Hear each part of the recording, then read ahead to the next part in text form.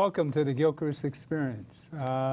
Today's guests from last week, Adam Clayton Powell IV, and we're going to take a little trip on current events of the day, which is really in the Trump is really a New Yorker, a New York con man, has reached the Republican primary and won. And he's really done a hell of a job.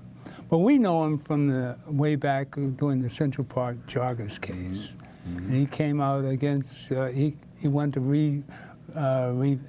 bring back the death penalty, and these kids got out to what, some of them 13 years later, and he was wrong about his assumption. And the whole city was wrong about that. But what I want to take us back to is how wrong he was and how loud he was back then with his bigotry. I mean, here's a classic example of Donald Trump being loud and boisterous. Back in, was it 1989? 89.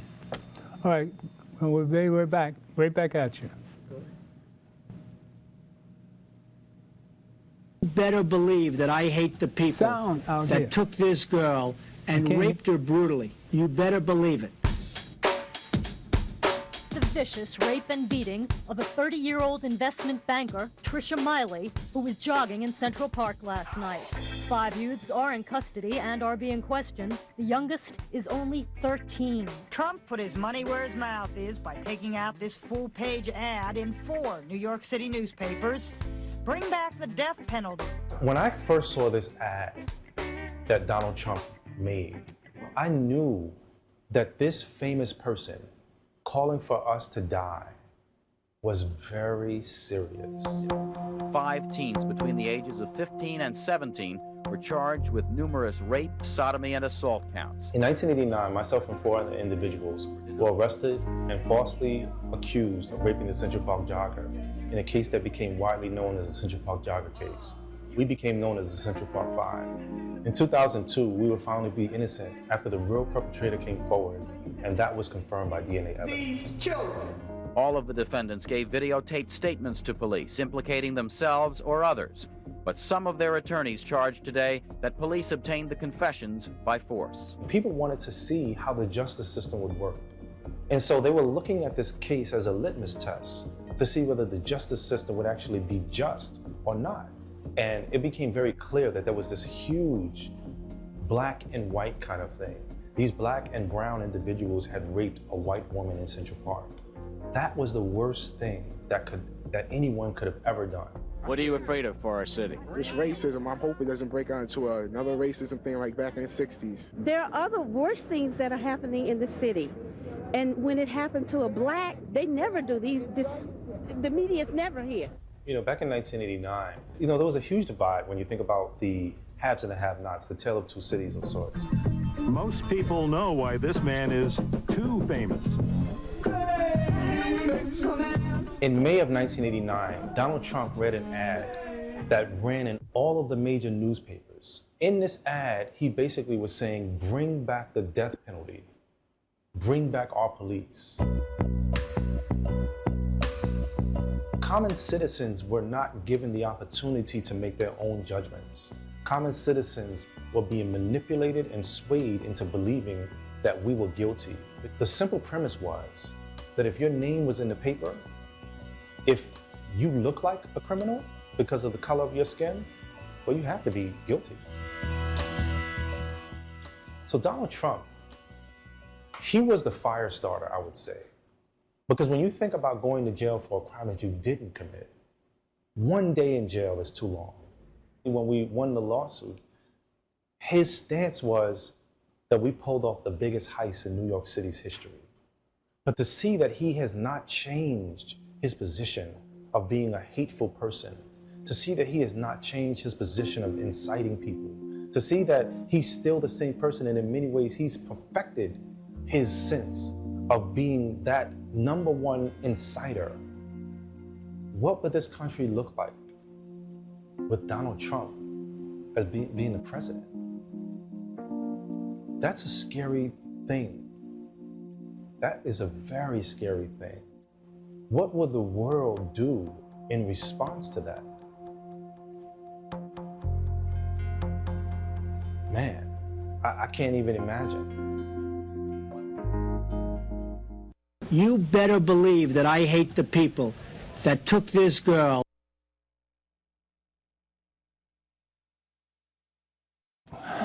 Way to start it off, right? That's really, and I remember that very well. And I got to know a lot of these guys that spent some time in prison. And it's such a shame. Corey Weiss spent the most time, 13 years. 13 years. And he was sitting there watching television. And Mateus Reyes had, remember, a beef that they'd had a couple of years behind that. And he came up to him and talked to Corey. And he felt so guilty because this guy had no beef with anybody. And he was at peace with himself. And he felt so guilty, he said that somehow God made him tell the truth and came forth and told the truth.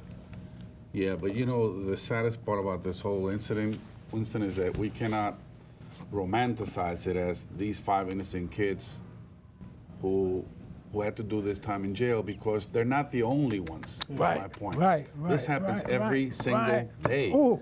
Every single day in every single city in America, in every rural part of this country, where young kids and even adults feel pressured into giving a plea because they're told if you don't, you're going to spend the rest of your life in jail. They have no money for a lawyer. They're frightened. They just want to go home.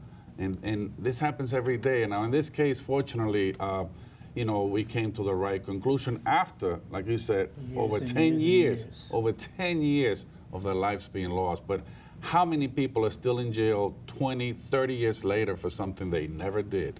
It's a lot of people. I mean, I don't know if it's 10% of the population in jail or 20%, but certainly everybody that's in jail is not guilty. And we got to stop thinking, like Yusuf said, that just because a person is black or Puerto Rican or Hispanic, that somehow they're guilty. And that's the wrong attitude. And that's what Donald Trump was, you know, unfortunately, you know, just fanning the flames in those days. I mean, he's an egotistical maniac that, you know, if he won this election, if he ran this country would go to hell. But fortunately, Yusuf, I got to tell you and all the other ones concerned, he's not. Because for many months, those of us who, you know, are Democrats and we want to win the election, we saw Donald Trump as a blessing. We're like, we hope he's the one. We hope he's the one. Because we really believe there's no chance he would win. I mean, you know, love trumps hate. I know it sounds corny, but it's true. And there's no chance this man could become president. God help us if he can. You know, 10 million people voted for him. He got more votes than any other Republican in the primary. That's a sad commentary on where many people in this country are. It really is. Fortunately, fortunately, to become president, you need about 50 million votes. Because the primaries tend to be low turnout. And the primaries also exclude the independent voters. The primaries just bring out the far right Republicans and the far left Democrats, progressives. So those in the middle and those many Democrats and Republicans who will vote in November, there's no way they will vote for him. So 10 million is about as high as he'll go. So you're running for Congress to become a part of this. Now, what would be your main? And if he became president, I think I would resign on day one. On day one. Nah, man, it would be horrible. That impacts, I think, your campaign, certainly in terms of the people within your district and the attitudes that says, you know, while people of color are living there, it's a tenement, it's a ghetto. But these same brownstones become historic edifices when other people move in. The same blocks that we're talking about, whether it be 128th Street or whether it be the South Bronx, it's a historic building when other people move in. But when our people are there, it's seen as a ghetto and it's seen as a dump. That kind of attitude that says the value of anything is diminished if it's controlled by people of color is one of the impediments to your campaign. Your seat would be seen as a wonderful thing for a whole lot of people if it wasn't a person of color there. However, with you in it, there are those who would say, well, he's just another one of those Harlem loudmouths. How do you deal with that kind of bigotry, people who, without knowing your point of view, without knowing the experience and intellect that you have, they would just dismiss you, well, he's another one of those loudmouths from Harlem? Well, they can call me what they want, but the one thing they have to be clear is I'm not one of them that comes from the political establishment, from the political machine. Okay. I'm simply appealing to people and let the best side of them look at the candidates and decide for themselves.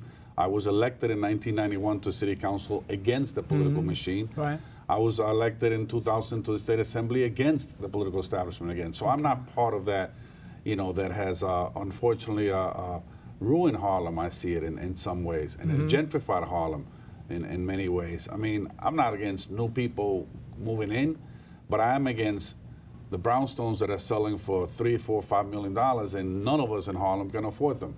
The apartments that are now renting for $3,000, and none of our young people want to move out on their own, can move out on their own. I'm against that. And so we can't allow the same people who gentrified our community to continue to gentrify all of Northern Manhattan, because eventually they're going to be in bed with Donald Trump. Even though they, despise him now and claim publicly to not like him, they're allowing it. There are lots of people who support Donald Trump's attitudes, and there are lots of people who see Manhattan maybe should be an enclave for wealthy people. Let this be the playground for the wealthy. Correct. And those other folks, we can push them aside. Those other folks being your constituents. And the moneyed people who would like to have Manhattan from stem to stern, from river to river, they are spending money, and they would not want to see you in Congress, would not want to hear your voice. There's money coming up against you. That's the bottom line. Isn't that the people Bloomberg? Who don't live in the district. That's the Bloomberg crowd. That's exactly. He had 12 years they don't, running this city. Correct. They're not part of the history of Harlem, but they're spending money because they want to shape the future of Harlem. Is there any How do you fight way that you can see that you can address your voters at the same time give people advice? What do we do when a well-paid opposition is coming up with racist ideas to push us out? Well, if I'm elected June 28th, you can rest assured that Northern Manhattan will not be for sale. And that so long as I live, so long as I have, a heart pumping and breath breathing out of my mouth, Northern Manhattan, I repeat, will not be up for sale. Unfortunately, there are forces, as you mentioned, that want to do that and want to precisely have all of Manhattan. It is an island. It is an island. It's prime real estate. And if they have their way, you would need a pass to go over the bridge or the tunnel just to say you work in Manhattan. And that's sad. And we're not going to allow it. We're not going to allow it. It is home to many of us. It is a neighborhood, not just a piece of prime real estate to most of us. It's where our children grew up, where our kids play, and we have to fight. We have to fight back. I've been in Esplanade for quite a few years now, and we were trying to get Mary on the show today, but that's another subject matter about succession rights, which, are you familiar with it at all? Absolutely, absolutely, which is another way of gentrifying the neighborhood. Really? Not allowing your kids that grew up in the apartment, your husband, your wife that's been there for 20, 30 years, not allowing them to stay when somebody dies. It's amazing. It's just bizarre. How can that happen? A lot of, rules, regulations, they get changed from year to year to year. And even if you follow all the rules and regulations, they'll still take you to court. How do we fight know that? people have been in the apartment for 20, 30 years, and the landlord has them in court claiming that they live in Florida. Just because they spend maybe a month in Florida, just because they have an apartment in Florida, but they live and work in New York City and can show proof of that. How do we fight that? We have to, come together.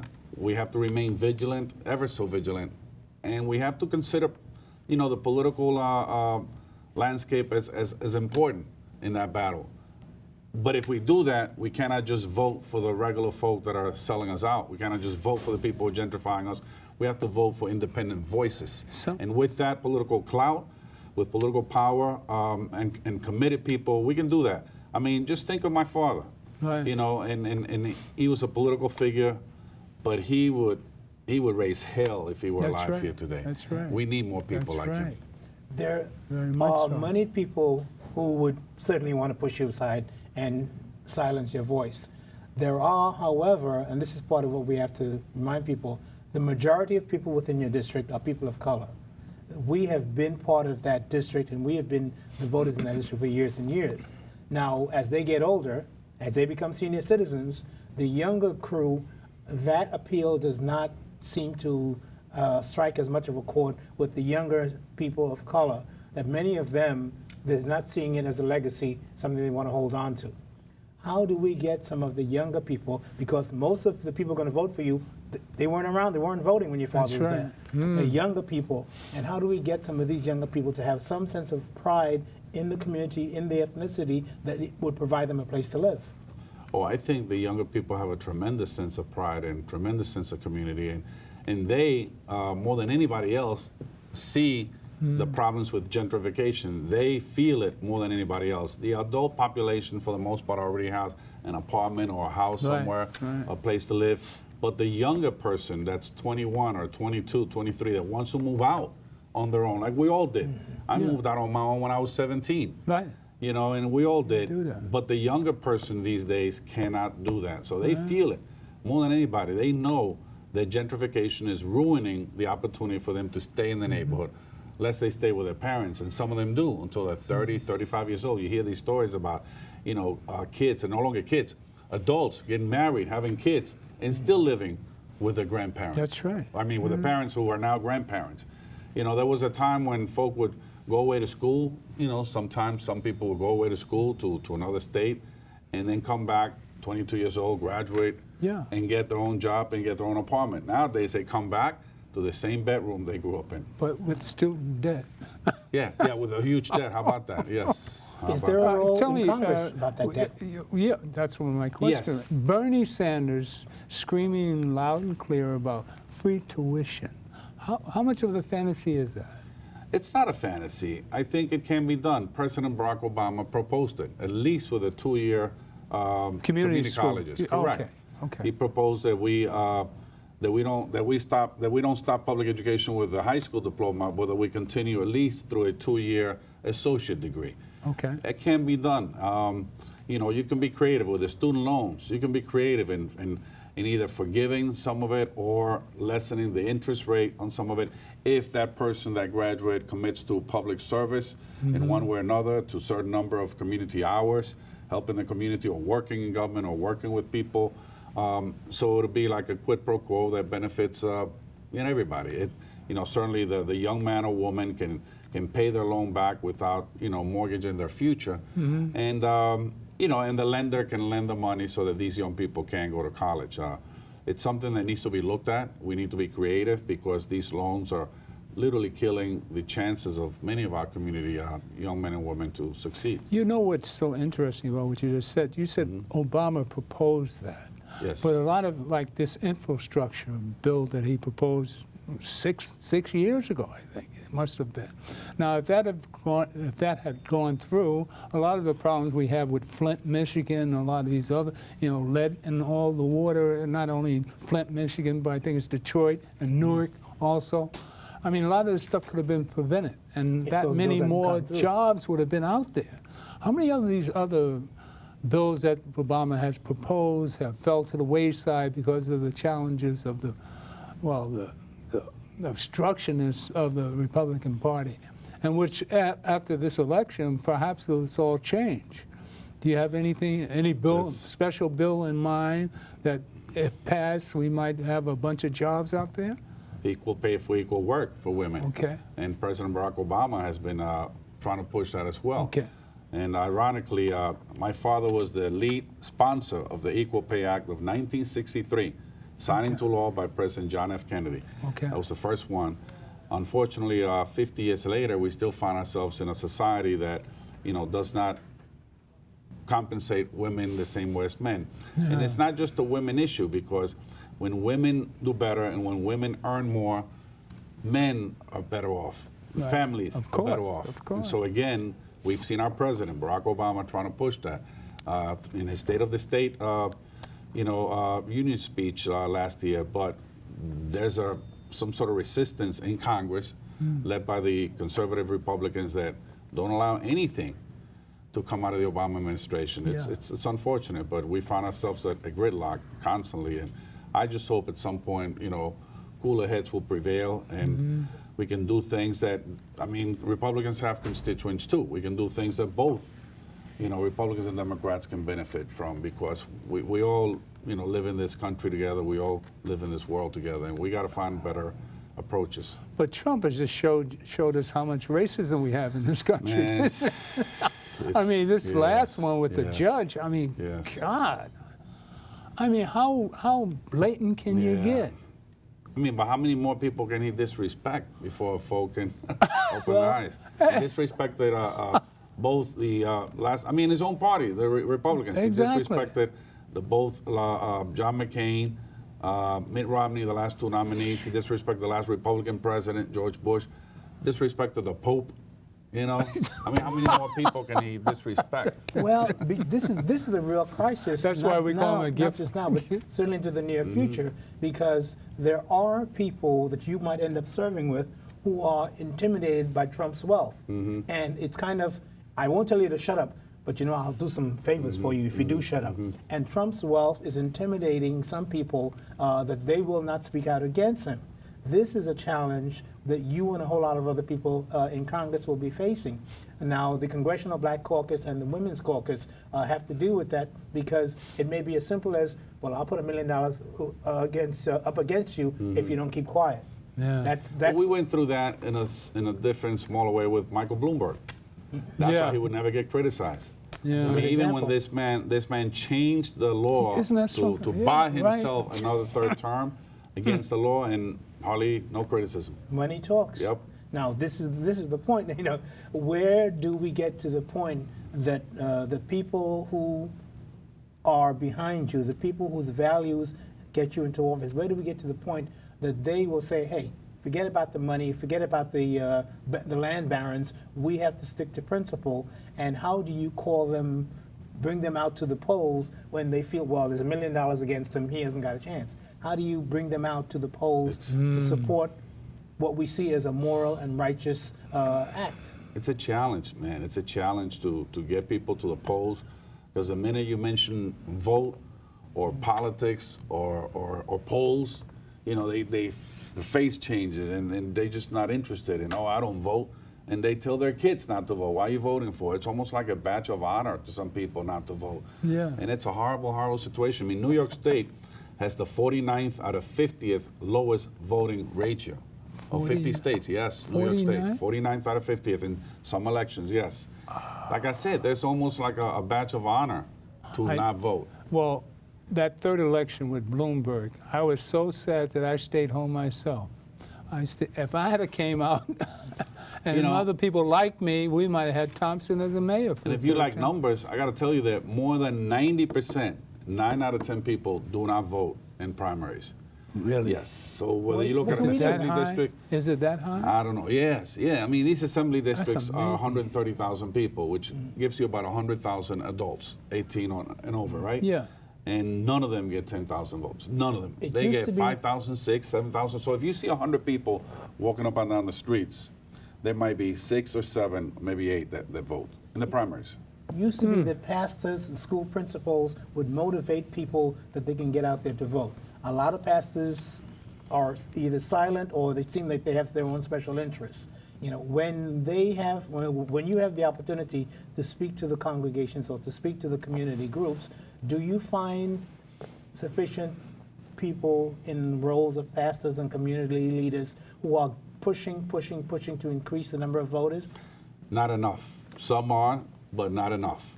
Again, we all have a responsibility. We all have to push the issue. Yeah. We have to make it clear, maybe to the younger generation that didn't live through the civil rights movement, that voting is not about being happy. Voting is not about rubber stamping the system, but rather the opposite. I mean, a lot of our folks, you know, sweated, bled, and a lot of tears in their eyes marching for the right to vote. Right. And they weren't trying to empower the politicians in the South. They weren't trying to vote because they were happy with Bull O'Connor or Governor George Wallace, but rather they were using the power of the vote as a tool for change, as a tool to change these people. And I think that's what all of us, young and old, have to begin to realize, that voting should not be done because you're happy with the system or because you like politics, but it should be done because you're not happy, because you're angry. I'd like to take a minute to pay homage to one of my heroes, Muhammad Ali. Muhammad Ali was a year, 3 months younger than me. And everything that he did, I benefited from. You know, I came up like he did. I started boxing at 11. And this is like 1952, you know, all right? And I think a lot of us, because my brother was a boxer, and Muhammad decided to become a boxer because someone had stolen his $60 Swin bike, all right? And a cop he reported it to said, well, you better learn how to fight before you get out there and try and whip somebody, as he said. So all of us came up through this struggle of identification, trying to be something about yourself. I just want to play this one piece about Muhammad where he talks about the heart. And you find this, I mean, really brute of a man in the ring, but right down to it, when he died, all of his organs failed except for his heart. Heart went on for another 30 minutes. All right? So let's play this piece by Muhammad about the heart.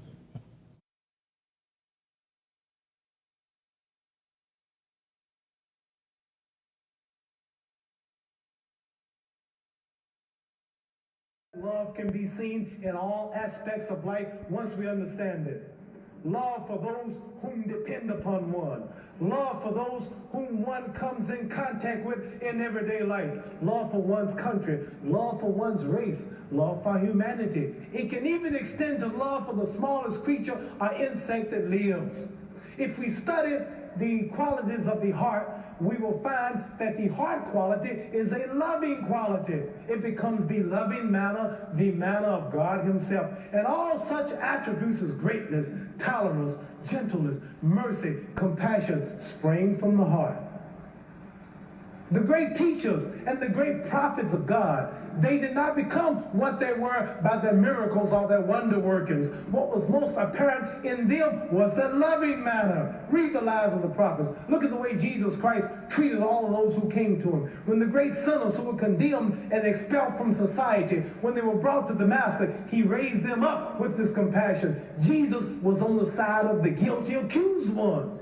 The fishermen with the Master never understood him, nor could the most educated. Yet the Master lived with all of them, and he won their hearts in the end. This was by the loving manner. So the first and most important thing that we all must try to understand is the cultivating of the heart quality. And there's only one way to cultivate the heart quality, and that is to become more and more selfless. Not selfish, but selfless. What prevents man from the loving manner is the thought of his self. And the more we think of self, the less we think of others, until at the end of the journey in life, self meets us like a big giant. And a giant will prove to be the stronger. But with the first step we take, if we take it on the spiritual path, we struggle with this giant. Amen, amen. Yes, yes. A true champ. Yes. A preacher, too. Champion Yes, of the heart. Yes, I love Muhammad Ali, man. I mean, and I got to be honest with you, I see a lot of my father in Muhammad Ali.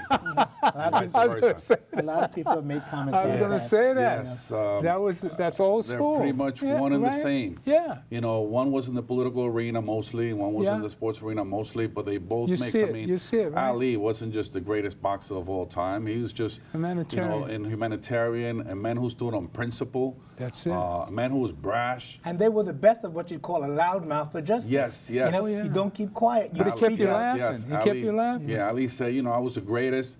Before I said I was the greatest before I even knew I was the greatest. You know, I was so fast I could play ping pong by myself. I mean, you know, but like he said, it ain't bragging. You can back it up. And Bush said that. Yes, and I see a lot of my dad and him in that spirit. I mean, here's a man that in his prime, he was like 20, 25 years old. He gave up the heavyweight title of the world.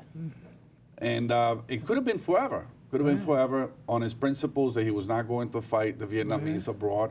And he gave up all those millions of dollars and the adulation. And we got to put in perspective, in those days, you know, now, you know, people respect that. But in those days, he was under a lot of pressure. He was called a lot of names. He was called a lot of names. But he kept telling white folk, White people are my enemy, not the Vietnamese, 10,000 miles away. Why am I going to go bombing little children there? They ain't done nothing to me. White people are the ones preventing me from voting. That's right. White people are the ones that don't allow me to have a hamburger. White people are the ones that don't allow me to go to the bathroom here in America. White people, and he made it crystal clear that our fight was right here in these borders, and for that, I mean, he was criticized. He could have lost, like I said, the title for it. He was sentenced to 5 years in jail. Fortunately, the decision was overturned. He never spent a day in jail, but he was sentenced to 5 years in jail. And he came back, and he was never quite the same fighter, quite as fast, but he was quite as dynamic, and he had a heart of gold. I mean, he was amazing. And that's the Ali I remember, because I was too young when that whole anti-Vietnam War was happening. I mean, I know the history, of course, but I do remember Ali in the 70s. I used to love watching those fights, and that was just a boxer in him. But the one outside the ring was just amazing. And I'm so fast I can turn the lights off and be in bed. I mean, like I said, that sounds just like Adam Clayton Powell Jr. Yep. I thought the just same like my thing. dad. Yes. I thought you enjoyed that. Yes. He was great, man. I love Ali, and he was truly the greatest of all time. But the whole important thing is that he had a heart. Yes. He understood the spirit of things. Yes. And his whole dedication to everything was about God.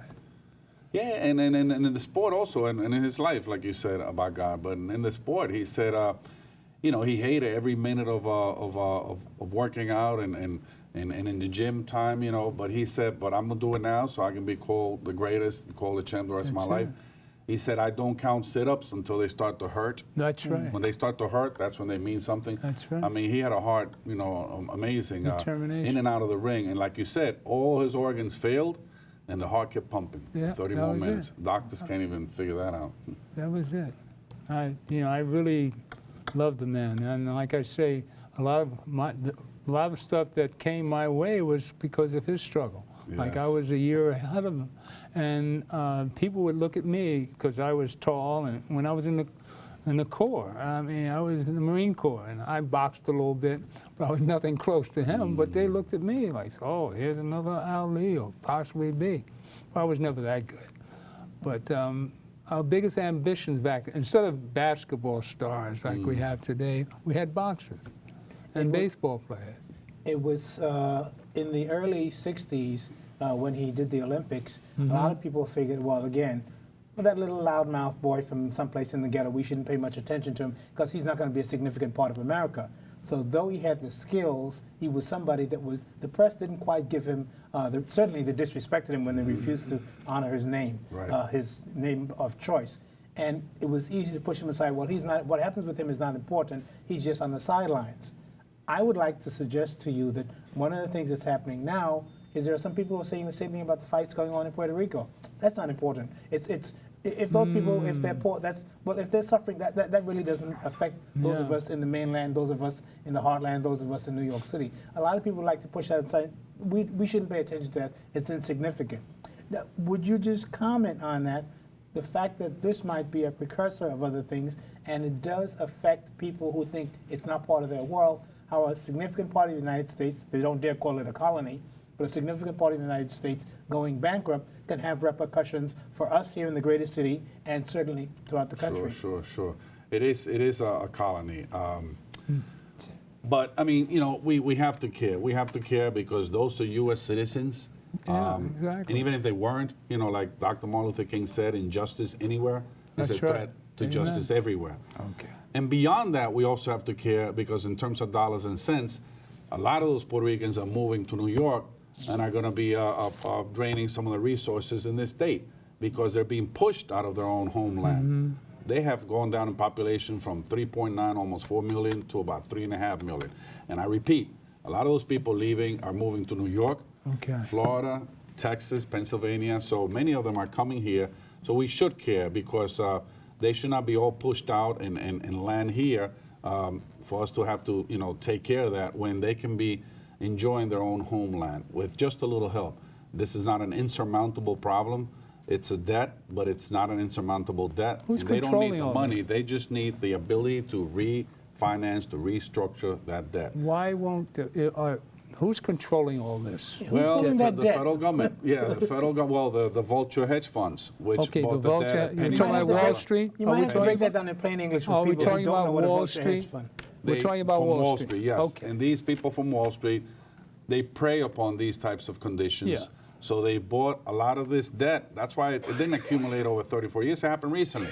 A lot of it was bought when Puerto Rico was going through difficult budget time, difficult financial did time. that So happen? they were able to buy these bonds very, very cheap, but other people wanted to get rid of them.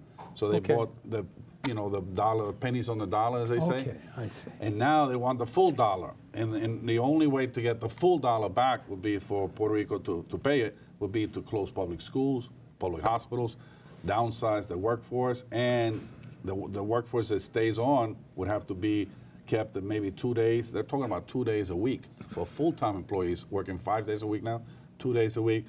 It would be chaotic. And that's why people are leaving, and that's why they need help with not just money, but the ability to restructure and refinance that debt. So what happens in Congress?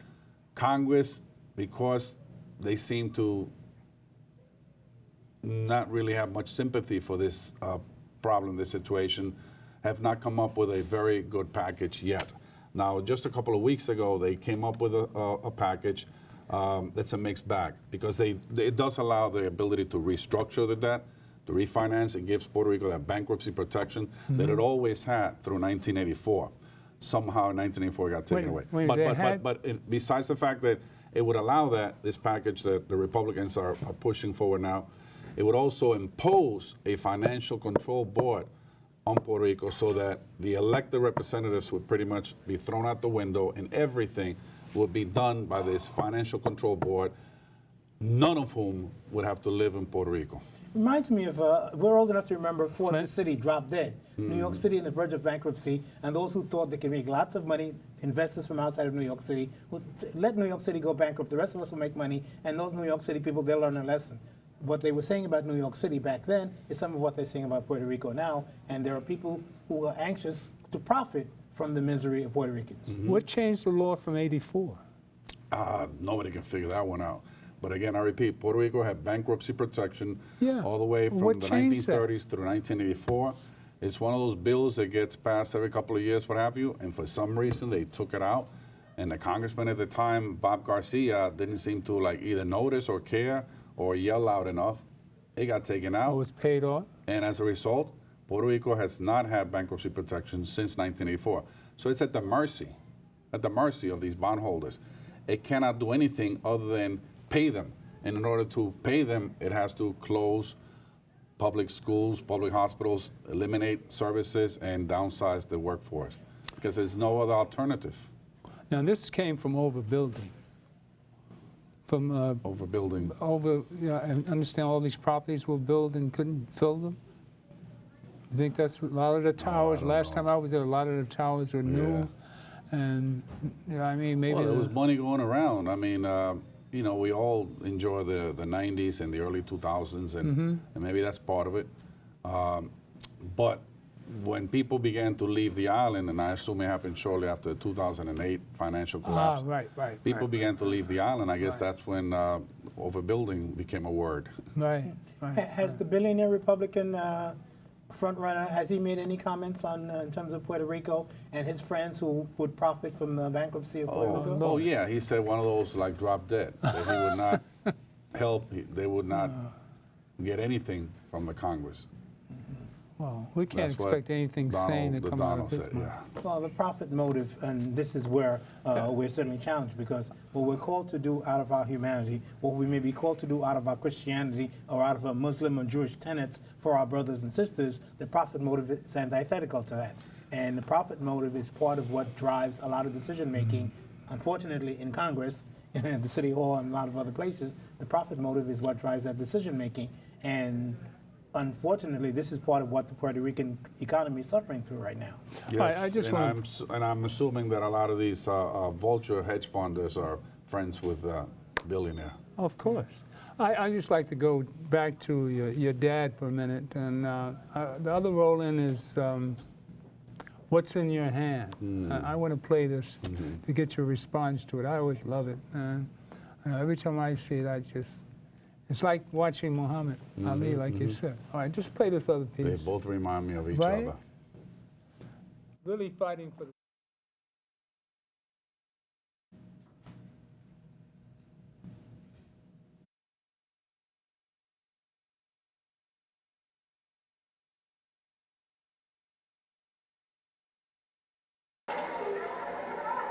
As I know here, you're in trouble, where it says about 30% are unemployed. That's why I'm working hard to get this surplus food here. Some of you say to me, well, I'm not like you. I'm not a congressman. I haven't got education. I haven't got work. But you're a human being. And you know what you've got?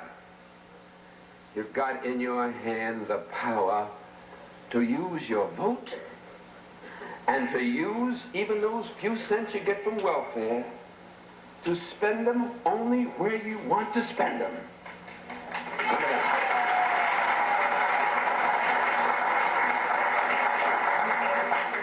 A young slave boy stood one day before the greatest ruler of his day. And God said to Moses, "What's in your hand?" And Moses said, "Lord, only I've got a stick, that's all." He said, "Well, let me use what's in your hand." And God used that slave boy with a stick in his hand to divide the Red Seas, march through a wilderness, bring water out of rocks, manna from heaven, and bring his people to Freedom Land. What's in your hand?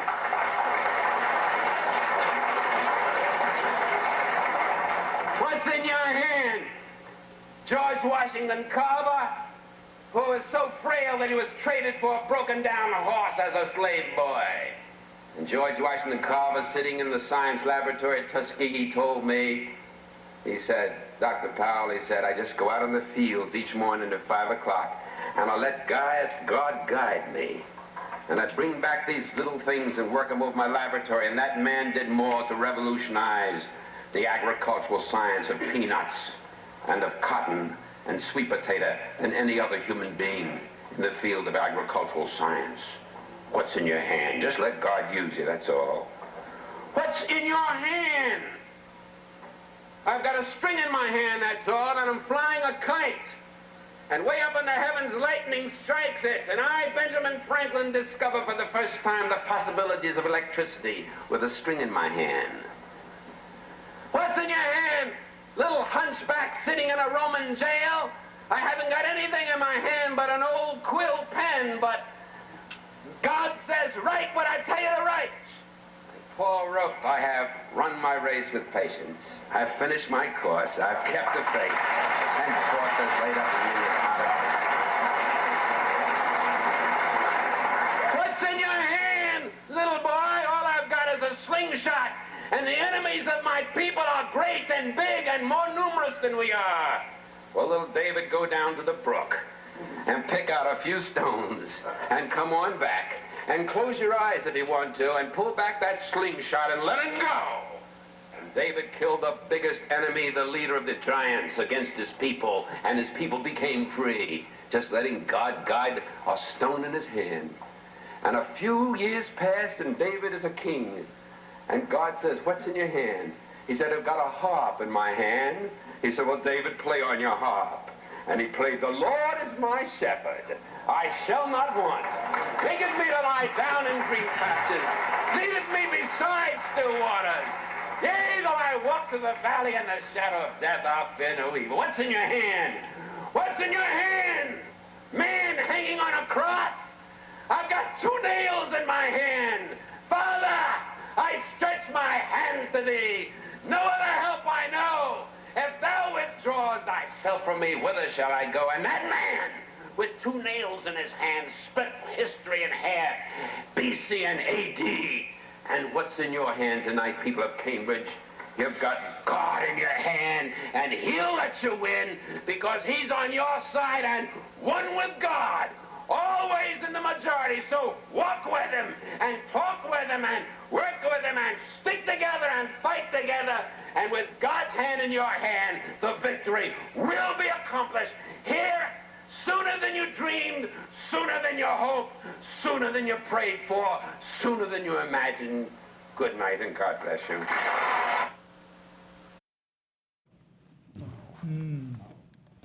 The reason why we played this last week, you know, the spiritual element of us as a people, really, it's just, especially with this Trump business coming out. You know, I go back to Muhammad with his heart, your father with what's in your hand, the vote, and how I turned around in life and finding God and spirituality. I always say we as a people have soul, man.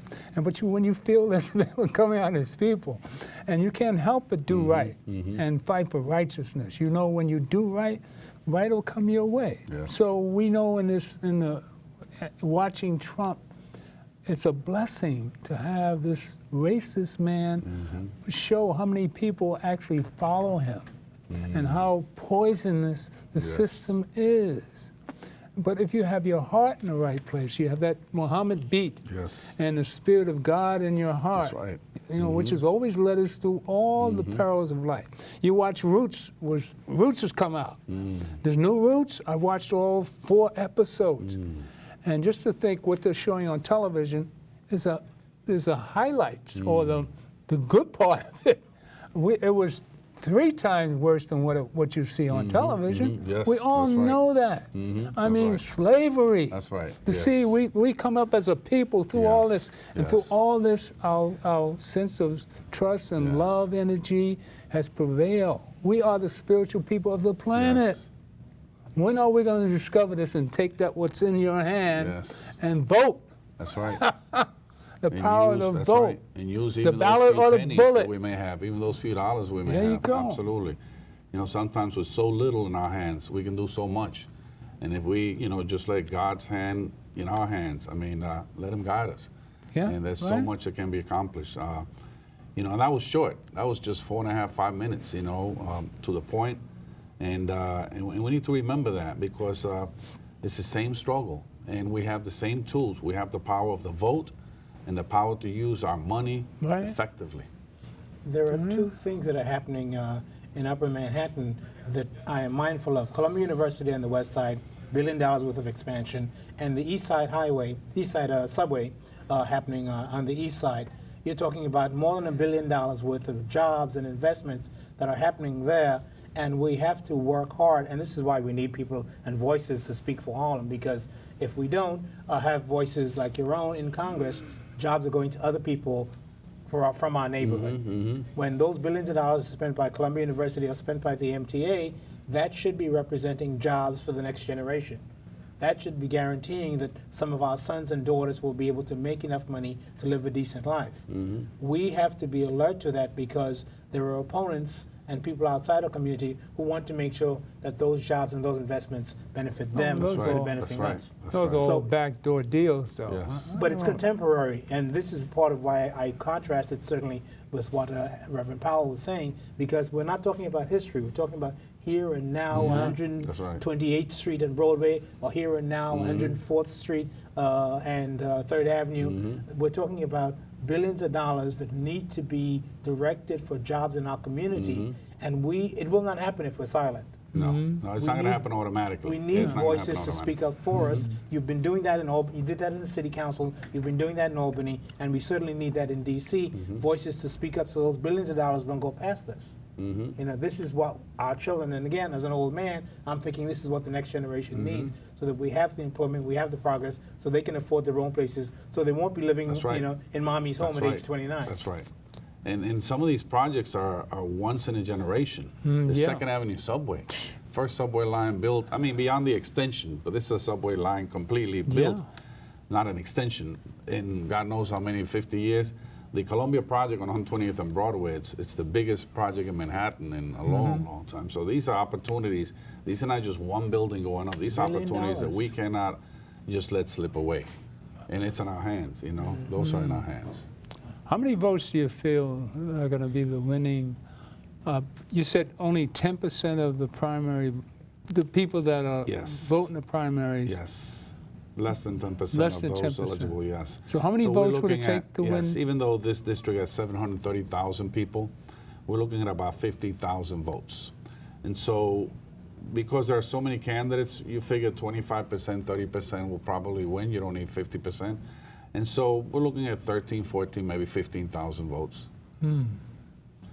Where that comes from, I'm not an expert. That's beyond my pay grade, but other people do that number crunching or whatever they call it. But that's what we're looking at. 14,000, 15,000 votes should win this race, which is unfortunate because you have 300, 400, 500,000 people who should be, who should be deciding the next congressman after 46 years. An opportunity that, again, only comes around maybe once in a generation. Well, it should be another Powell. Hey, why not? And also, along those lines, I want to invite everybody. There's a play on my dad. It's a one-man play. It's at the Apollo Theater, and this is Saturday before Father's Day. Appropriately, it's a pre-Father's Day, Saturday, June 18th. It's at 3 p.m. and also at 7 p.m. I will be at the 7 p.m. show. But again, people are welcome to 3 p.m. And they can just go to Ticketmaster.com. Okay. It's called An Adam Experiment, A Day in the Life of Adam Clayton Powell, Jr. All right. Ticketmaster.com. I think he's playing a scene from 56.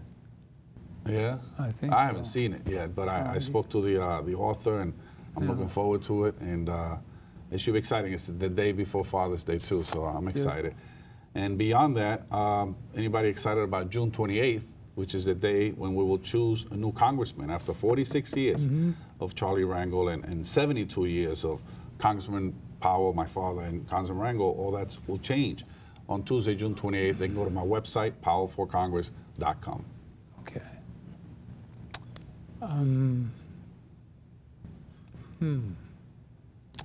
One of the things that we've certainly been alerted to is there's leadership that comes through our community. Sometimes people are, after they're gone, we say how wonderful, how magnificent this person is. There are people, again, because of time, people who don't remember 46 years ago and what Adam Powell was doing. He's in some dusty history book someplace. They don't know what he's done. We just brought him back. That's the value of programs like this, because for a whole lot of people, he is part of history, and they don't know what he did. What I showed is where his, the apple doesn't fall far from the tree. And I showed your spirit, your empathy, and what's your DNA. I like to say that one of the things that set my father apart was not just the power that we had, because we've had a lot of powerful leaders, but it's when you mix power and commitment. Right. That's a powerful combination, no pun intended. Because power without commitment means nothing. That's it. Experience without commitment does us no good. But when you mix power and that kind of commitment that Muhammad Ali had and Adam Clayton Powell Jr. had, that's when you see men, people that come around just once in a lifetime. I mean, once in a lifetime.